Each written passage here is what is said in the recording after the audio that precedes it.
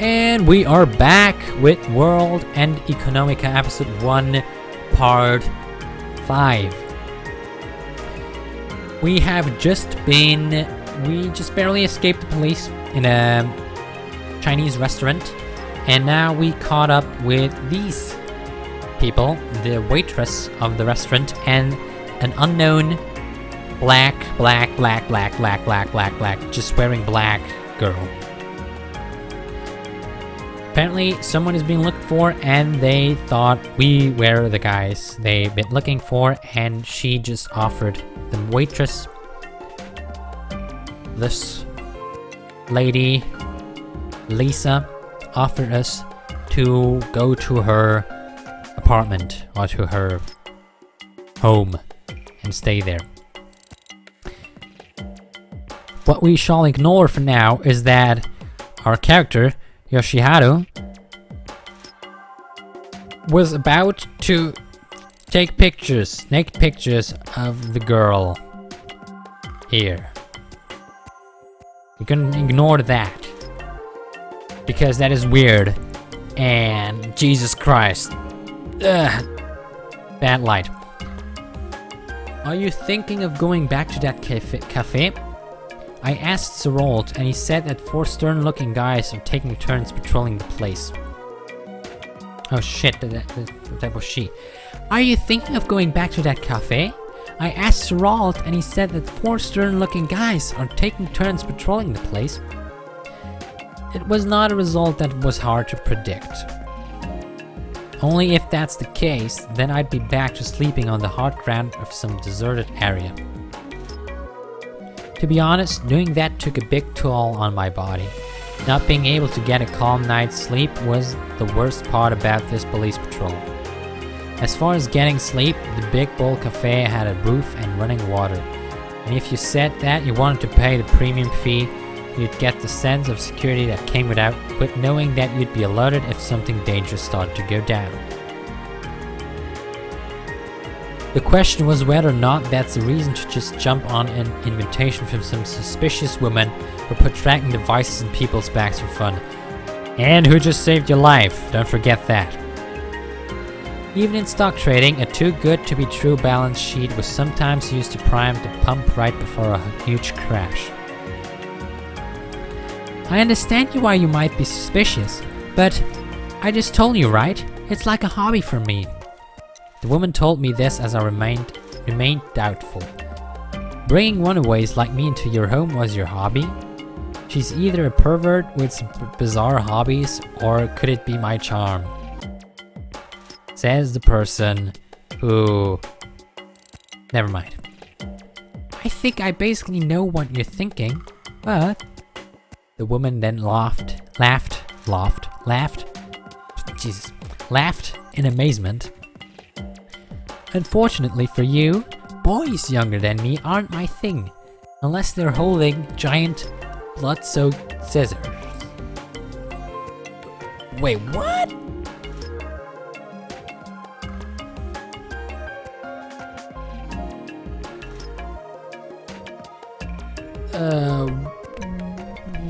Well, then what? What are you after? Is it my money? As soon as I said these words, the smile disappeared from the woman's eyes.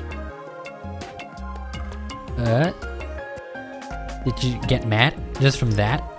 While I had the feeling that I had already said a lot of other things that should have made her angry, I was still surprised at a sudden change. Watching my face, the woman must have realized the change in her own expression.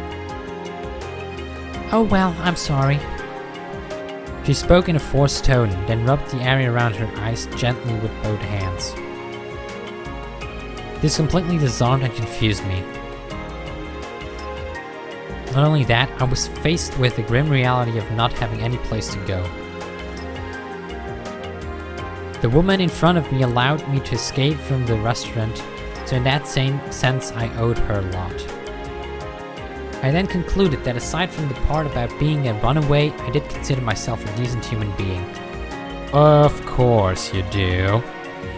So I should probably reply with something like this. if I do end up being a burden on you, I won't be able to pay much, you know. While I had realized that she wasn't especially interested in my money, I still had enough decency to feel bad about not paying someone who took care of me.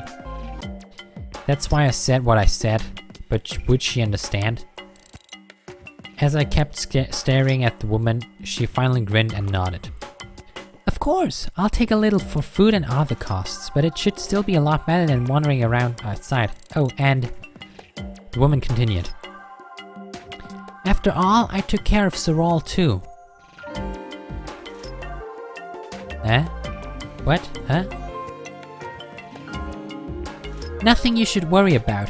So what will you do? There's nothing else I could do. There was only one way I could answer. Thanks. You should be more honest and just say that from the beginning. The woman continued to smile as she said that, but I told her in my head to be more reasonable. Okay then, let's go Okay then, let's go back.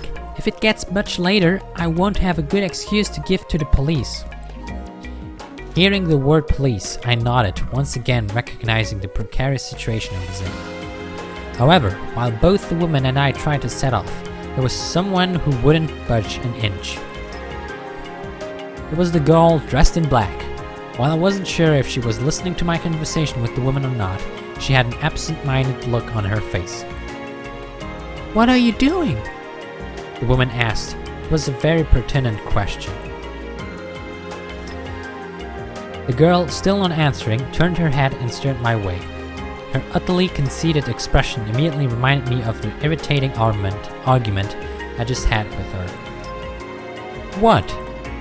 I said this to her with a voice full of anger. Oops. What?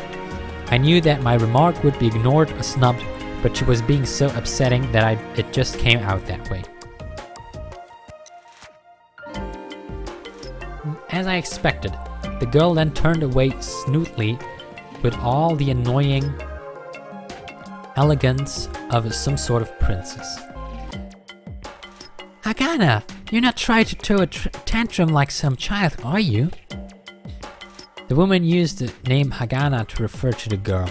Still snootily turned away, the girl called Hagana gave no reply.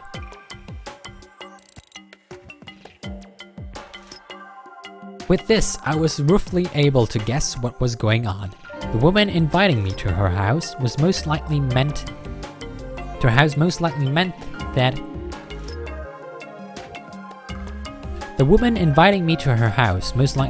I would be living under the same roof as this obnoxious girl named Hagana.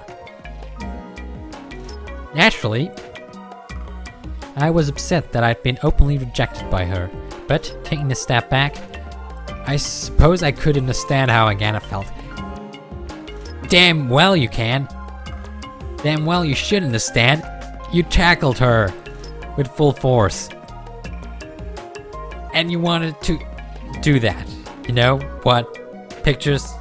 See, that's not good. That's not good. You should be ashamed. This put me at a bit of a loss. Should I get angry or should I respond like an adult? Only this wasn't the time or place to dawdle. As I was about to say that I didn't mind even sleeping in the garden, she spoke first. I can't stand up. And that's... Jesus, I still need a voice. Still need a voice. I can't... I can't stand up. Nah, that's too high. Jesus Christ. I can't stand up. I can't stand up. I can't stand up. I can't stand up. What? Hagana looked up at the woman who replied to her and continued. I can't put any strength into my hips. It's because he tackled me. Hagana looked at me as she said this. The woman looked at me. You tackled her? Really? Really? I vaguely recalled something like this happening in kindergarten or elementary school. Teacher so-and-so tackled someone or another.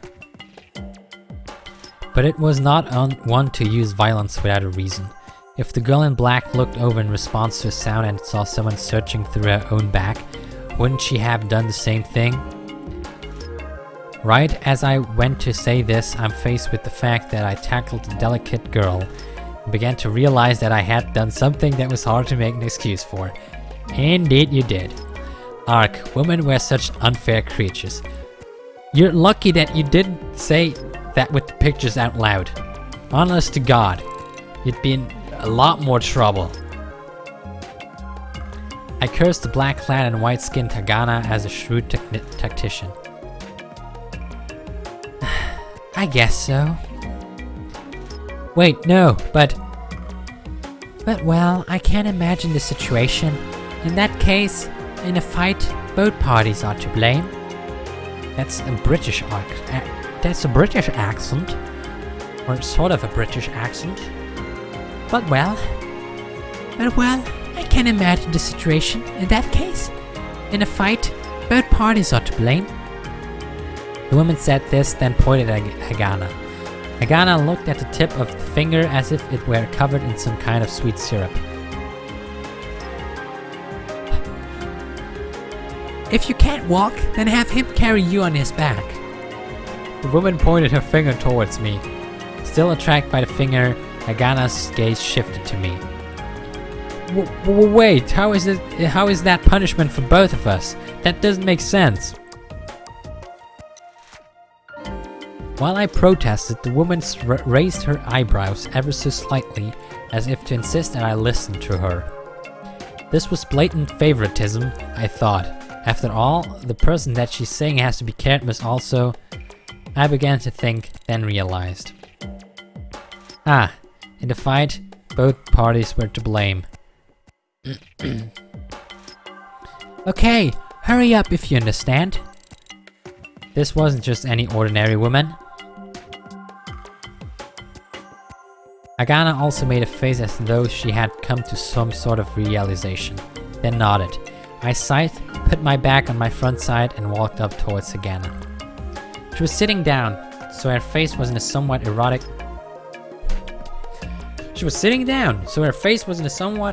position. Hagana hadn't made particularly expressive faces to begin with, and stared up at me motionlessly. Sadistic desires began to well up in me, thinking that I'd feel a lot better if I slapped the side of her face as hard as I could. However, I felt as though if I dwelt on these thoughts for too long, I might actually slap her. You're a sick person. You're a sick, evil, disgusting person. So I quickly crouched down and turned my back to her. Wasn't sure how long I'd take, but living under the same roof as her seemed like it'd be a pain. At least until the friction between us settled down, I should avoid any potential points of conflict. Come on, Hagana, turn your arms, that's right. I tried to give Hagana, who seemed to be telling the truth about not being able to stand, a hand in climbing up on... Excuse me? A hand in climbing on my back. Hagana's thin arms wrapped around my neck and then stiffened awkwardly. Actually, it seemed like this girl had never climbed on someone's back. Hagana, you're not going to be dangling from his neck. You are getting on his back. The woman explained, and after a bit of silence, Hagana shifted her body onto my back. Finally, two small but soft objects touched my hand. As I was responsible for carrying her, I wrapped my hands around the bottom of Hagana's thighs. I was filled with a strange thought. So this is what legs in stockings felt like. Shit, it's not bad. Okay, stand. Another part of me nearly rose as well, but with a quick start, I put my strength into my two legs. I hadn't been skipping my resistance training, so I could pretty easily carry up to around 5 times my weight. One slender girl was practically nothing to me. Oh, you're stronger than I thought. The praise didn't feel too bad. Alright, then let's go! The woman began to walk. I tried to follow behind her, but Agana stopped me. Wait. No. Jesus. Wait. Hmm? The woman turned back and we both looked at Agana's face. Hers was right next to mine. Suddenly, I smelled something sweet and fruit-like for a moment. What is it? As the woman replied, Agana raised her head a little while still on my back and replied quietly. He really stinks.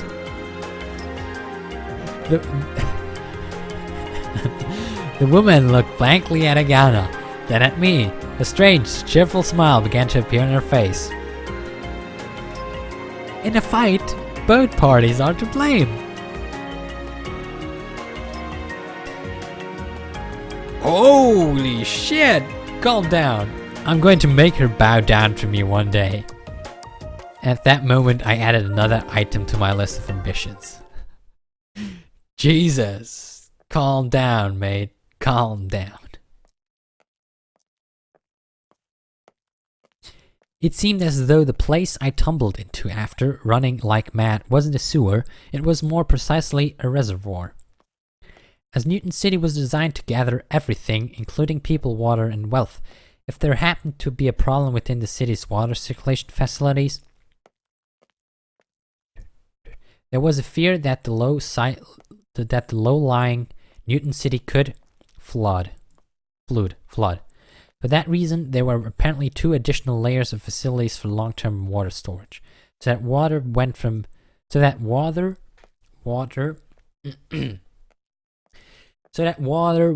the outer sections to Green City, then from Green City to Newton City.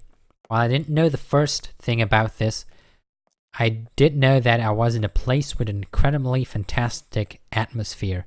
That was why other towns generally forbid entry into these reservoirs. It's because couples that get together tend to be drawn towards places like that. I nodded in agreement with this observation. Also, this area seemed to be quite a low-income neighborhood, even by the standards of the 6th outer section, and it was full of homes on the verge of collapsing, even here on the gravity-weak moon. Even so, the many lights in the town made it easy to recognize that lots of people lived here. For a town in the outer sections, this one was relatively old. Apparently, it used to be more lively in the past. Excuse me. As it was also night, there was almost nothing there related to liveliness.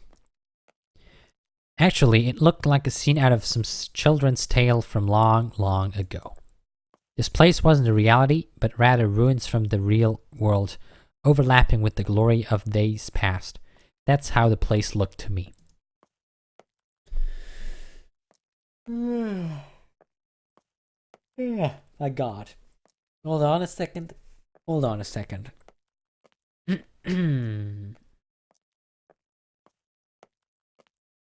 Okay. I'm still there.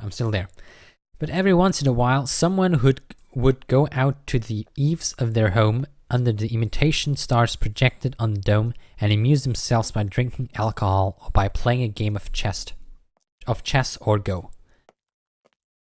It may have been a poor area, but it seemed incredibly safe. They say that it was an old town, which must have meant that its residents had stopped developing the area. Newton City had developed at a rate that threatened to surpass even the most advanced nations on Earth, so some of the people that have been attracted to it worked so hard that you could refresh the list of humanity's richest people and see changes every day. To put it another way, the people who decided not to compete became comparatively poorer by the day.